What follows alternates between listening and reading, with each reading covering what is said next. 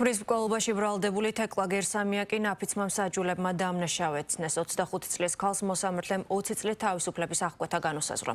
ნაფიცმა მსაჯულებმა დადასტურებულად მიიჩნიეს, რომ 2025 წლის 22 აგვისტოს თბილისში ვაჟა-ფშაველას გამზირზე მდებარე საცხოვრებელ სახლში ცოლ-ქმარს შორის კამათი მოხდა, რის შემდეგაც ქმარი სახლიდან გავიდა, თუმცა ბრალდებული მას დანით ხელში დაედევნა და სადარბაზოში დანის გამოყენებით გულის არეში მიაყენა ჭრილობა.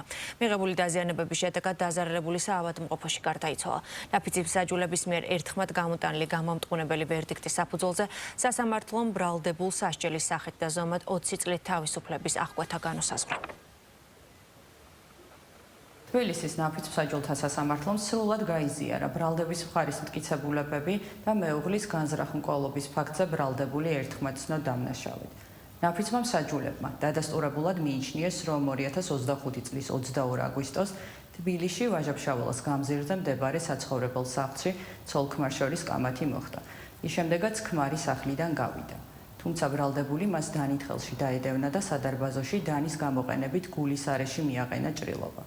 მიღებული დაზიანების შედეგად დაზარალებული საავადმყოფოში გარდაიცვალა. ნაფიცმა მსაჯულებმა სრულად გაიზიარეს პროკურატურის მიერ სასამართლოში წარდგენილი მტკიცებულებები და ქმრის განზრახ-მკვლელობის ფაქტზე ბრალდებული ერთხმად ცნეს დამნაშავედ. ნაფიცი მსაჯულების მიერ ერთხმად გამოტანილი გამამტყუნებელი ვერდიქტის საფუძველზე სასამართლომ ბრალდებულს სასჯელის სახით და ზომად 20 წლის თავისუფლების აღკვეთა განუსაზღვრა.